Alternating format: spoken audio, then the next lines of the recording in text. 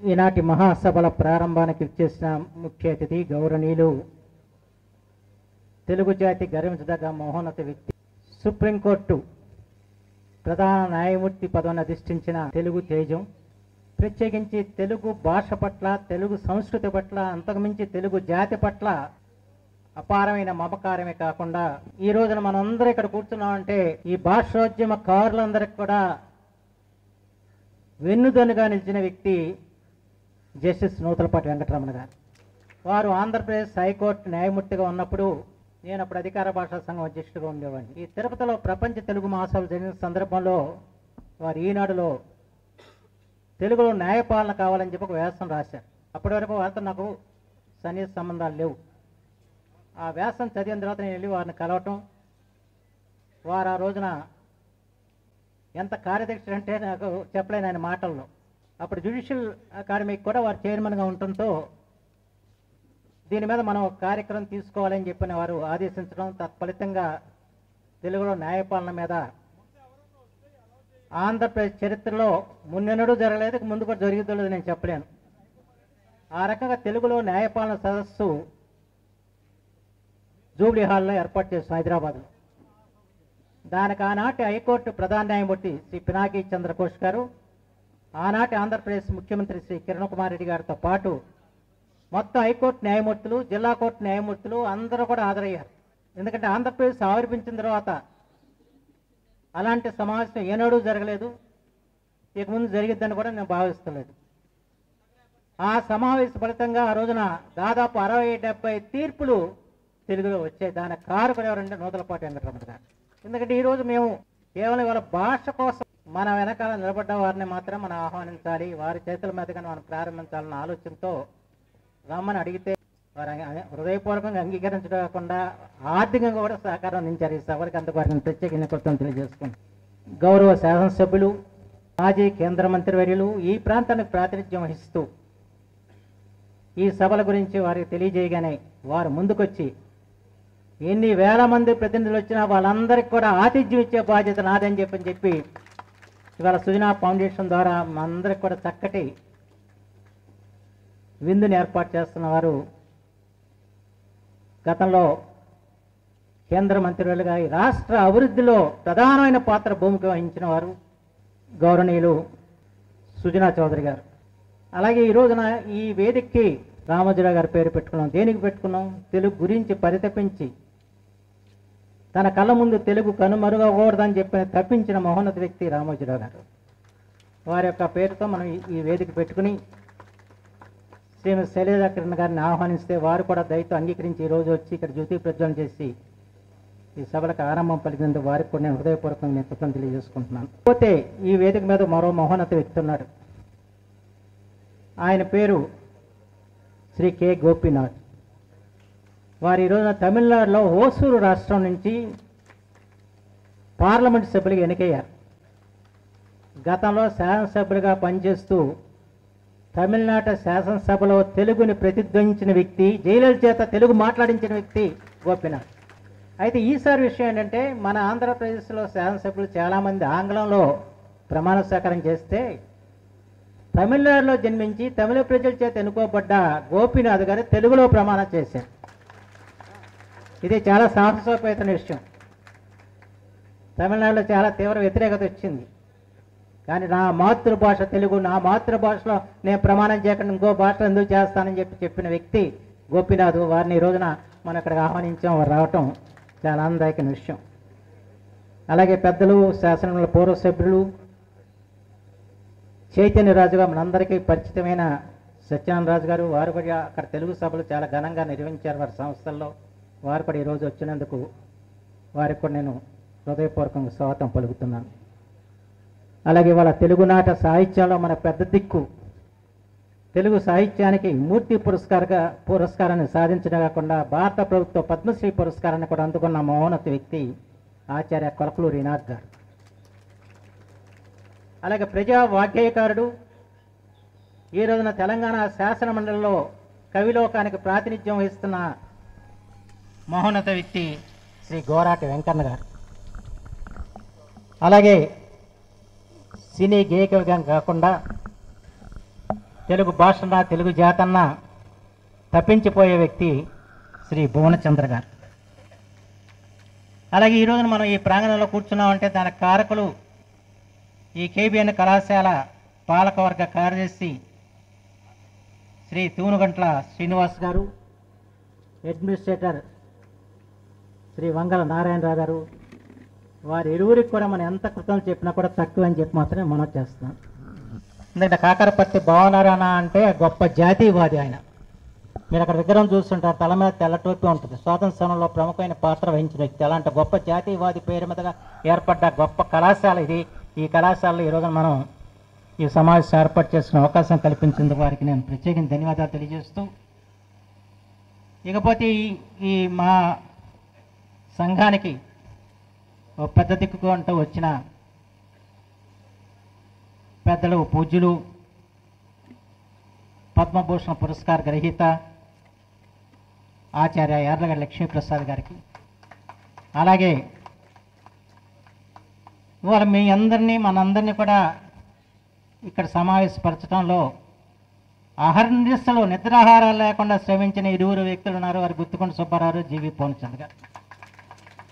ప్రశంసలన్నీ మాకు లభిస్తాయి, విమర్శలన్నీ వాళ్ళు దక్కించుకుంటారు. ఎందుకంటే నా పేరు పైన వేశారు, నా పేరు కింద వేశారు. ఈ సమస్యలు ఎందుకంటే నేను 100 మంది పేర్లు వేసేప్పటికి చాలా గగన సాధ్యం అయిపోయింది. నాకు కొంతమంది ఫోన్ చేసి నేను పెద్ద సీనియర్ అండి, నాకు జూనియర్ ముందు వేశారు అని చెప్పి అడిగిన పరిస్థితులు ఉన్నాయి. అంటే ఈ సాధక బాధకాలు కార్యనిర్వాహకులకి చాలా కష్టసాధ్యమైన విషయం. కానీ ఎంతో అపూర్వంగా మిమ్మల్ని అందరినీ కూడా ఇక్కడ సమీకరించడంలో అహర్నిశలు శ్రమించిన కృష్ణా జిల్లా రచయితల సంఘం, ప్రపంచ తెలుగు రచయితల సంఘం కార్యనిర్వాహకులందరూ కూడా నా హృదయపూర్వకమైన నమస్కారాలు, కృతజ్ఞతలు. ఈ రోజున ఈ సమావేశానికి ఇచ్చేసిన మీ అందరికి కూడా నా ధన్యవాదాలు. 6వ ప్రపంచ తెలుగు రచయితల మహాసభలకు 500 రూపాయలు రుసుము చెల్లించి రాకపోకల ఖర్చులు భరించి భాషాభిమానంతో విచ్చేసిన ప్రతినిధులందరికీ కూడా నేను హృదయపూర్వకంగా స్వాగతం పలుకుతున్నాను. ఎందుకంటే ఇదేదో ఒక కార్పొరేట్ వారి యొక్క ఆదరామానాలతో మనం నిర్వహిస్తున్న సభలు కాదు ఇది. ఈ సభలు రచయితలుగా నిర్వహించుకుంటారు సభలు ఇవి. ఈ సభల నిర్వహణలో మీ డబ్బు ఉంది, ఈ సభ నిర్వహణకి మీ సహకారం ఉంది. ఎందుకుంది? వాళ్ళ భాషని సాహిత్యాన్ని సంరక్షించుకోవాలని చెప్పిన మహోన్నతమైన అభిమానంతో మీరందరూ ఇక్కడ తరలి వచ్చారని చెప్పి మాత్రమే మనం చేస్తున్నాను. తెలుగు జాతి ప్రకాశం, తెలుగు భాష వికాసం కోసం ప్రపంచ తెలుగు రచయితల సంఘం రాజకీయాలకు అతీతంగా భాషాభిమానులందరినీ కూడగట్టే ప్రయత్నం చేసిన సాహితీ సంస్థ కృష్ణా జిల్లా రచయితల సంఘం, ప్రపంచ తెలుగు రచయితల సంఘం. ఇప్పటికే 5 పర్యాయాలు రచయితలందరూ ఒక చోట కలుసుకుని తమ తమ భావాలను పంచుకోవటానికి ఒక వేదిక నిర్మించి అందరూ కార్యోన్ముఖులై భాషాభ్యుదయమే తమ ధ్యేయంగా భావించుకునేందుకు అవకాశం కల్పించాం. ఇవి 6వ మహాసభలు. సభలు బాగానే జరుగుతున్నాయి, బాగానే ఉంది. ఫలితాలు ఏమిటన్నదే ప్రశ్న. మీలోనే కాదు మాలోనే ఈ ప్రశ్న ఉంది. తెలుగు భాషా సాహిత్యాల గురించి ప్రజలను ఆలోచింపచేయటమే ఈ సభల ధ్యేయం. ప్రపంచవ్యాప్తంగా భాషాభిమానంతో సాహితీమూర్తులు 2000 మంది ఇక్కడ సమావేశమై అమ్మ భాషను కాపాడుకుందామనే సందేశం ఇవ్వటమే ఈ సభల లక్ష్యం. భాష నశిస్తే భాష తన ఉనికి కోల్పోయి నశిస్తుందనే భావన ప్రజలలో కలిగించడానికి ఈ సభలు ఉపయోగపడతాయి. హనుమంతునికి తన బలం తెలియనట్లే రచయితలు కూడా తమ బలాన్ని శక్తిని మర్చిపోతున్నారు. ఒకనొకప్పుడు చీకటిలో మగ్గుతున్న సమాజాన్ని వెలుగులోకి పయనింపచేసింది రచయితలే. తెలుగునాట గురజాడ, కందుకూరి వంటి వారు సంస్కరణ పదంలో జాతిని నడిపించిన సంగతి మర్చిపోకూడదు. పరభాష, పరసంస్కృత వ్యామోహంలో కొట్టుమిట్టాడుతున్న తెలుగు జాతిని మేల్కొల్పి తనదైన వ్యక్తిత్వంతో ప్రకాశింపజేసేది రచయితలే. ఈ రోజున అమరజీవి పొట్టి శ్రీరాములు సభా ప్రాంగణంలో మనం సమావేశమయ్యాం. భాషా ప్రయుక్త రాష్ట్రాలకు జనకుడైన పొట్టి శ్రీరాములు కన్న కలలను ఎవరు నెరవేరుస్తున్నారు? మా భాషలో పరిపాలన చేసుకోవటానికి, మా భాషలో చదువుకోవటానికి, మాకు ప్రత్యేక రాష్ట్రం కావాలని చేసిన పోరాటాన్ని అందుకోసం అమరజీవి పొట్టి శ్రీరాములు గారు చేసిన ఆత్మార్పణని మనం చేసుకుని ఆయన ఆశయాల్ని ఎంతవరకు నెరవేర్చగలిగామో ఆత్మవిమర్శ చేసుకోవాల్సిన అవసరం ఎంతైనా ఉంది. ఆ మహనీయుని త్యాగ నిరతిని గుర్తు చేసుకుంటూ ఈ మహాసభలో జరుగుతున్న ఈ ప్రాంగణాన్ని శ్రీ పొట్టి శ్రీరాములు సభా ప్రాంగణంగా వివరిస్తున్నాం. తన కళ్ళ ముందే తెలుగు కనుమరుగవుతుందనే ఆవాదంతో తెలుగు భాషాభివృద్ధికి శక్తివంచన లేకుండా కృషి చేసిన ఈనాడు సంస్థల స్థాపకుడు శ్రీ చెరుకూరి రామోజీరావు గారు మన మధ్య నుండి వెళ్ళిపోయారు. ప్రపంచ తెలుగు రచయితల మహాసభలన్నిటికీ వెనుదన్నుగా నిలటమే కాకుండా 2011లో జరిగిన 2వ రచయితల మహాసభలకు ఆయన స్వయంగా హాజరై తెలుగు తల్లి విగ్రహాన్ని కూడా ఆవిష్కరించడం జరిగింది. తెలుగు భాషోద్యమాన్ని ముందుకు తీసుకువెళ్ళటానికి తెలుగు వెలుగు పత్రికను ప్రత్యేకంగా నడిపారు. ఈనాడు పత్రికలో అనేక ఆంగ్ల పదాలు సమానమైన తెలుగు పదాలను సృష్టించి తెలుగును వ్యాప్తి చేశారు. వారి దివ్య స్మృతికి నీరాజనంగా మనం సమావేశమైన ఈ సభావేదికకు వారి పేరు పెట్టుకున్నాం. ప్రపంచంలో వస్తున్న పెనుమార్పులు తెలుగు సమాజాన్నే కాదు, తెలుగు భాషా సాహిత్యాలను కూడా ప్రభావితం చేస్తున్నాయి. ప్రపంచీకరణ నేపథ్యంలో మాతృభాషలకు పెను ప్రమాదం పొంచి ఉందని యునెస్కో హెచ్చరిస్తుంది. ఇప్పటికే అనేక భాషలు మృత భాషలు అయ్యాయి. తెలుగుని ఏ విధంగా పరీక్షించుకోవాలో అందరం కలిసి ఆలోచించుకోవాల్సిన తరుణం ఇది. ఆంధ్రప్రదేశ్లో గత ప్రభుత్వం విద్యా విధానాల ఫలితంగా తెలుగు అక్షరాలు కూడా నేరవని పరిస్థితిని నెలకొని ఉంది. గత ఏడాది అప్పటి ఎన్టీఆర్ జిల్లా కలెక్టర్ గారు కొన్ని పాఠశాలను సందర్శించి తమ పేరుని తెలుగులో రాయమని అడిగితే పిల్లలు రాయలేకపోవటం నిజంగా హృదయ విదారకం. ఒకవైపున కేంద్ర ప్రభుత్వం జాతీయ విద్యా విధానాన్ని ప్రకటించి ప్రాథమిక విద్యను మాతృభాషలో నేర్పించాలని సూచిస్తుంటే మన రాష్ట్రంలో అందుకు వ్యతిరేకమైన వ్యవస్థ నడిచింది. యునెస్కో చేసిన సూచనకు అనుగుణంగా రూపొందించిన జాతీయ విద్యా విధానాన్ని తెలుగు ప్రభుత్వాలు అనుసరించాలని తెలుగు భాషాభిమానులు ముక్త కంఠంతో కోరుతున్నారు. విద్యావంతులు మేధావులు కూడా అదే శాస్త్రీయమైన విధానంగా భావిస్తున్నారు. మేము చదువుకునే రోజుల్లో సుమతి శతకం, వేమన శతకం లాంటివి వల్లి వేయించడం ద్వారా విద్యారంభం జరిగేది. ఇప్పటి రోజుల్లో ప్రాథమిక స్థాయిలో ఇంగ్లీష్ రైమ్స్ తప్ప తెలుగు బాలల గీతాలు నేర్పని పరిస్థితి. మనుషుల్లో ఎందుకెంత తెలుగు వ్యతిరేకత కమ్ముకున్నదా అని ఆశ్చర్యం వేస్తుంది. విద్యా విధానం ఇలానే కొనసాగితే తెలుగు భవిష్యత్తు అస్తిత్వం కూడా ప్రశ్నార్థకం అవుతాయి. చిన్నప్పుడే పిల్లలకు సాహిత్యాభిరుచి కలిగించకపోతే, గ్రంథ పఠనం అలవాటు చేయకపోతే 1000 ఏళ్ల మన సాహిత్య సంపద గతి ఏమిటి అన్నది వాళ్ళు ఆలోచించాల్సిన అంశం. ఈ రోజున వందలాది మంది రచయితలు ఇక్కడ సమావేశం అయ్యారు. వారి రచనకు అర్థం పరమార్థం ఎక్కడా? తెలుగు దినపత్రికలకు, ప్రసార మాధ్యమాలకు, తెలుగు చలనచిత్రాలకు భవిత ఎక్కడుంది? ఆంగ్లం అంతర్జాతీయ భాష, దాని అవసరం మనకుంది, దాన్ని ఎవరూ కాదనటం లేదు. కానీ ఆంగ్ల భాష భుజాన తుపాకీ పెట్టి తెలుగు భాషను చంపాలనే ప్రయత్నమే మనల్ని బాధిస్తుందన్న విషయం మనం గుర్తించాల్సిన అవసరం ఉంది. తెలుగుదేలై అన్న దేశంబు తెలుగు అన్నాడు శ్రీకృష్ణదేవరాయలు. తెలుగునాట తెలుగుకే దిక్కులేని పరిస్థితి ఏర్పడటమే బాధాకరం. మనవి ప్రజాప్రభుత్వాలు. ప్రజల ఆలోచన విధానాన్ని అనుసరించి ప్రభుత్వ విధానాలు ఉంటాయి. ప్రస్తుత ప్రజల ఆలోచన విధానాలలో మార్పు తేవాల్సిన బాధ్యత రచయితల మీదే ఉంది. మన ముందున్న సవాళ్ళు సామాన్యమైనవి కావు. భాష మన ఉనికి చేతనాధారం. అది ప్రమాదంలో పడ్డాక ఇప్పుడు భాష కోసం ఆక్రోశించడం ఒక రకంగా చేతులు కాలేక ఆకులు పట్టుకున్న చందంగా ఉంది. ఈ దుస్థితిని ఇటు ప్రజలు అటు ప్రభుత్వం సరిదిద్ది తెలుగు భాషకు వికాసాన్ని, తెలుగు జాతి వికాసాన్ని కలిగించాలని విజ్ఞప్తి చేస్తున్నాను. భాషా ప్రయుక్తంగా ఆంధ్రప్రదేశ్ ఏర్పడిన 7 దశాబ్దాల కాలంలో తెలుగు భాషాభివృద్ధికి అనేక సంస్థలు ఏర్పడ్డాయి. వాటిలో మొదట ఏర్పడిన సంస్థ తెలుగు అకాడమీ. గత ప్రభుత్వం తెలుగు సంస్కృత అకాడమీగా మార్చి దాని ఔన్నత్యాన్ని దెబ్బతీసింది. సంస్కృతానికి సముచితమైన గౌరవం ఇవ్వాల్సిందే. దాని ప్రాచుర్యానికి ప్రత్యేకంగా సంస్కృత అకాడమీని నెలకొల్పి ప్రసిద్ధ సంస్కృత పండితులకు దాని బాధ్యతను అప్పగించి ఉన్నట్లయితే అందరూ హర్షించి ఉండేవారు. దాన్ని తెలుగు అకాడమీతో జతకలపడంతో తెలుగు ప్రత్యేకతను హీనపరిచినట్టయింది. ఈ విషయం నాడు నిరసన తెలిపినప్పటికీ గత ప్రభుత్వం పట్టించుకోలేదు. ఇప్పుడు ఏర్పడిన కూటమి ప్రభుత్వం దీన్ని సరి చేయాల్సిన అవసరం మాత్రం ఎంతైనా ఉందని చెప్పి మాత్రం ఈ సందర్భంలో మనం చేస్తున్నాను. పొట్టి శ్రీరాములు తెలుగు విశ్వవిద్యాలయాన్ని శ్రీ ఎన్టీ రామారావు గారు స్థాపించారు. రాష్ట్ర విభజన జరిగిన తర్వాత ఈ సంస్థ విభజన సమస్యను కేంద్ర ప్రభుత్వం పరిష్కరించలేదు. ఈలోగా 10 ఏళ్ల గడువు తీరిపోయింది. ఆంధ్రప్రదేశ్లో పొట్టి శ్రీరాములు తెలుగు విశ్వవిద్యాలయం పూర్తి స్థాయిలో ఏర్పడాల్సిన అవసరం ఉంది.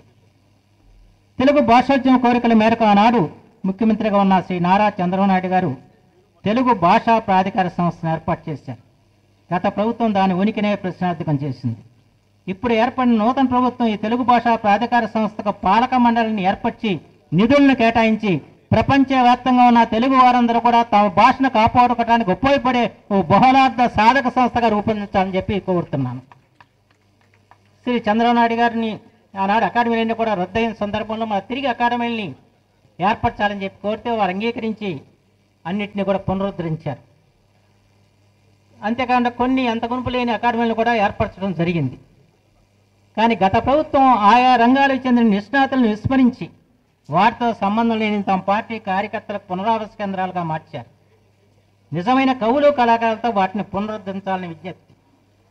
ఆనాడు సాహిత్య అకాడమీ ఏర్పడి దాని కొలకల వినాయక్ గారిని అధ్యక్షులుగా చేశాం. ఆ రకంగా అప్పుడు ఉన్న పెద్దల్ని చేయాలని చెప్పి ఆలోచన చంద్రబాబు గారు చేస్తే తదనంగా జరిగింది. కానీ గత 5 సంవత్సరాలు జరిగిన సంగతి మేము తెలుసు. ఎవరినొకరు పెట్టారు, బాగానే ఉంది. కానీ ఏమైనా పని జరిగిందా? ఈ అకాడమీలని ఏర్పరచడం కోసం దేశంలో ఉన్న అన్ని అకాడమీలు చూసి వచ్చాం. వెళ్ళి కేరళ సాహిత్య అకాడమీ చాలా అద్భుతమైన కృషి చేస్తుంది. అది చూసిన తర్వాత మనం అకాడమీ పెడతాం అనవసరం అనిపించింది. ఎందుకంటే అంత కృషి మనం చేయగలుగుతామని చెప్పిన. కానీ ఆ పని తెలంగాణ సాహిత్య అకాడమీ చేసిందని చెప్పి మాత్రం మీ అందరికీ మనం చేస్తాం. తెలంగాణలో కూడా అకాడమీలు పునరుద్ధరించారు. కానీ తెలంగాణ అకాడమీలన్నీ కూడా చక్కగా పనిచేస్తున్నాయి, అద్భుతంగా పనిచేస్తున్నాయి. అందులో తెలంగాణ సాహిత్య అకాడమీ ఒక పత్రిక నడవటమే కాకుండా కొన్ని వందల పుస్తకాలను ప్రచురించి కేరళ సాహిత్య అకాడమీ మించిపోయిందని చెప్పి మాత్రం చెప్ప తప్పదు. కానీ ఇక్కడ ఒక్కటి పుస్తకం ప్రచురించలేదు, ఒక సదస్సు పెట్టిన పరిస్థితి లేదు. ఈ రకమైన పరిస్థితి ఇక్కడ ఉంది. ఇకపోతే విద్యా విధానంలో తెలుగు విషయమై కూటమి ప్రభుత్వ విధానం ఎలా ఉండబోతుందనే విషయమై భాషాభిమానులు ఆశగా ఎదురు చూస్తున్నారు. తెలుగు జాతి వికాసానికి మాతృభాష ప్రకాశవంతమైన పాత్ర పోషిస్తుంది. అది విద్యలో భాగంగా ఉండాలని ప్రతి ఒక్కరూ కోరుకుంటున్నారు. ప్రస్తుత ఆంధ్రప్రదేశ్లో తెలుగు భాష ఒక్కటే కాదు, సాహితీ సాంస్కృతిక రంగాల పరిస్థితి కూడా హృదయ విదారకంగా ఉంది. చాలా రాష్ట్రాల్లో జీవిస్తున్న తెలుగు ప్రజలు స్థానిక ప్రభుత్వాల భాష సంకుచిత ధోరణుల వలన తెలుగు నేర్చుకునే పరిస్థితులు లేకుండా పోతున్నాయి. వారికి అండగా తెలుగు ప్రభుత్వాలు నిలవాలని వివిధ రాష్ట్రాల నుండి సభకు తరలివచ్చిన ప్రతినిధులు కోరుకుంటున్నారు. తెలుగునాట ఎన్నో గ్రామీణ కళలు ఆదరణ లేక అంతరించిపోతున్నాయి. మట్టితోనూ చెక్కతోనూ లోహలతోనూ అద్భుత కళారూపాలను ఆవిష్కరించగల నైపుణ్యం ఉన్న కళాకారులు కనుమరుగవుతున్నారు. ఆధునిక సాంకేతిక పరిజ్ఞానాన్ని జోడించి అంతర్జాతీయ ప్రమాణాలతో ఆ కళలను అభివృద్ధి చేయగలిగితే ఆయా కళల ఔన్నత్యం నిలబడుతుంది. విదేశీ మార్గద్రవ్యం ఆదా అవుతుంది కూడా. డిజైనింగ్ అవసరమైన ప్రతి కళ ఒక దృశ్య కళే. అవి మన సంస్కృతిలో భాగం. ఈ సంస్కృతిని పరిరక్షించడానికి ఒక సాంస్కృతిక విశ్వవిద్యాలయం ఏర్పాటు చేయాల్సిన అవసరం ఉందని ప్రభుత్వం దృష్టికి తీసుకొస్తున్నాం. మన పక్కన ఉన్న అన్ని రాష్ట్రాల్లో కూడా సాంస్కృతిక విశ్వవిద్యాలయం ఒక ఆంధ్ర రాష్ట్రంలో తప్ప. ఆ కోణంలో కూడా వాళ్ళ ప్రభుత్వం ఆలోచించాలని చెప్పి ఈ సందర్భంలో మనం చేస్తున్నాను. ఇంకా సాంకేతిక ప్రగతి గురించి కూడా మనం చర్చించుకోవాల్సిన అవసరం ఉంది. నూతన ప్రభుత్వం సాంకేతికతతో ముడిపడిన పాలనా వ్యవస్థకు శ్రీకారం చుడుతున్నారు. ఇది ఆహ్వానించదగిన పరిణామం. ప్రపంచీకరణ నేపథ్యంలో సాంకేతిక ప్రగతి వాణిజ్య ప్రయోజనాలతో ముడిపడి వేగంగా సాగుతుంది.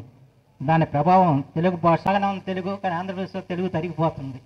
అందుకని ఆ విధాన్ని నేను చెప్పాలన్న ఉద్దేశంతోనే ఇక్కడ జరిగిన పొరపాట్లను సరిదిద్దాలన్న ఉద్దేశంతో నేను ఎక్కువగా ఆంధ్రప్రదేశ్కే కేటాయించి నా ప్రసంగాన్ని చేయటం జరిగింది.